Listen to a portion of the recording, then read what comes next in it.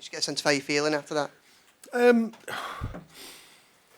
think it's a tough one to call because for a large part of the game we were very good, and particularly the first half.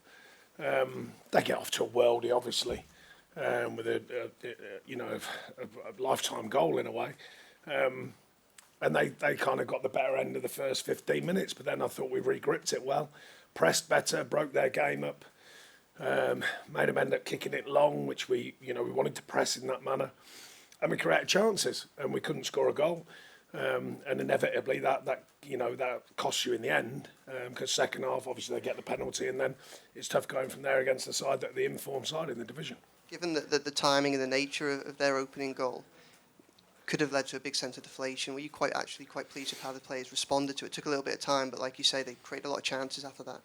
Yeah, I mean, we've been, speaking with the players for a long period now about the mentality through games, the consistent mentality, and pushing the boundaries of what we believe we can achieve. And I think, as a goal goes in, it's how you respond to it. And I thought after the next 7 or 8 minutes, when they got a grip of the game, right, because it calmed them down, scoring such a good goal, I thought we regripped it and we got on the front foot, and like I said, played some really good stuff and opened them up, and high chance count yet again, but didn't score a goal, and I think that was a frustration in the first half, but a lot of it was a good performance. So overall it still remains a tough one to call today, because a lot of what we were trying to do was delivered, but a worldie, a tough decision, and then a good finish from their lad, and the game's got away from you.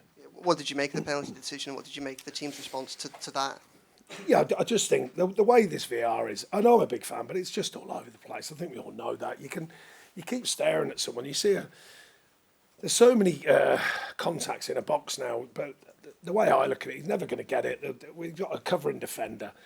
Players nowadays, they play for these things, you know what I mean? And that's standard, by the way. But the game's got to work that out, I think. And then going on about VAR, generally for fans, I've said this recently when we had the Liverpool game, the screen thing is a farce. Everyone's talking about speeding the game up, and they go over to the screen, and we all know what the outcome is. Good or bad decision, just get on with it. Just call it, get on with the decision, and we'll all move on. Why are they standing there staring in front of the screen? We all know what the outcomes are going to be. I can't remember, you might tell me different. I haven't seen a referee overturn one yet.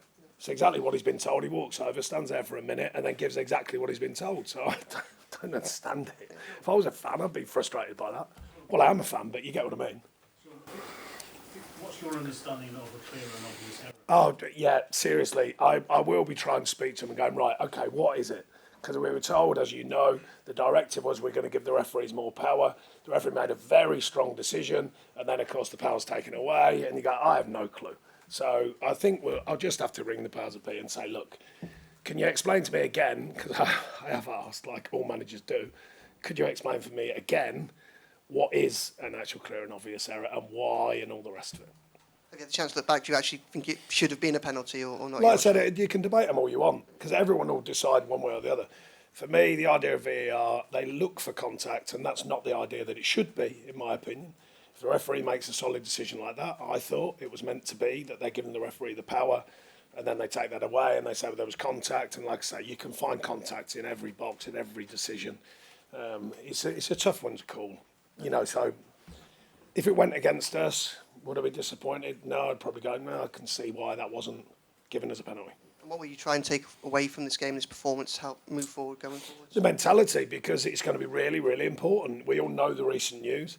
As unjust and all the words that we can all use about it, it's currently a fact until the appeal. So therefore, the mentality's got to be right. We kept trying to get something from the game. Of course, it's very difficult when the second and the third go in. But the mentality, we hit the bar. We kept trying to create chances. The biggest positive for me, although it hasn't paid us back so many times at home this season, is the chance count. The chance count's incredibly high again. But we've got to be clinical. It's a tough one to call for me today, because I think a lot of the performance was right. Fans were terrific. They're having their own say in what's gone on, but they were terrific, and I think that's going to be important as well. That connection with our fans is going to be really important going forwards. Hi, Sean. With the interruptions of VAR, is it losing the enjoyment of the game, do you think? Sorry, say that again, sorry. Is it losing the enjoyment of the game? What's that? The VAR getting involved and I think, well, from fans' point of view, it's different for me, because I'm doing a job, but from a fan's point of view, they tell me it is. It's losing the flow of a game and all the rest of it. I mean, I am actually a fan of it, but I just don't get all this looking at a screen thing. The whole point is we're trusting them to make a decision. We're trusting the people in a room and the referee to make a decision. Why have to go and stare at a screen where you all know the outcome? I might have it wrong, but I haven't seen one that's turned around, I don't think. Maybe I've got that wrong, but that's what it seems to me. I think it could be a lot quicker by just going, right, this is a decision, everyone gets on with it. Crack on. What solution would you try and offer to the The one that I just said. Take away the screen and just go, right, this is a decision. Referee's given the decision. End of. Let's all move forward. Not go and stand in front of the screen. I don't know how long the referee stood in front of the screen for, but it felt like quite a long time to me to give the decision that he's been told in his ear is the decision. So I just don't see the point of it. Just on the team, is there fear that they might... I think they're all about miking him up as well. What's that all about? Well, referees just go under the radar, surely, and just, have a great game. See you later. Can't really understand that either. Is there fear that the team might slip into bad habits in conceding 2 or 3 goals when the heads... No, one's a worldie. One's I would say, argue a contentious penalty. And then one's a good finish. So, no, different goals, different reasons. But they're not cutting us open. They're not causing loads of charge. I think they only had nine efforts at goal. Man United side who's top of the form chart. So I think that shows the defensive feel of the performance was still strong. But a worldie, a decision goes against you for a penalty. We all know the stats and facts on penalties. And then a good goal from their point of view and a loose one from us, but we're chasing the game at that stage. Sean, how do you feel the players responded to the news of the last week or so? Well, they only came back together 2 days before the game, obviously, because of internationals.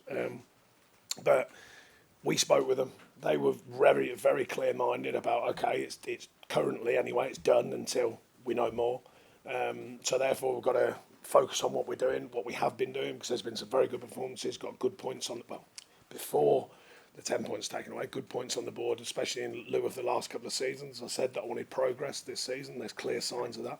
Now we've had a big knock. The whole club's had a big knock.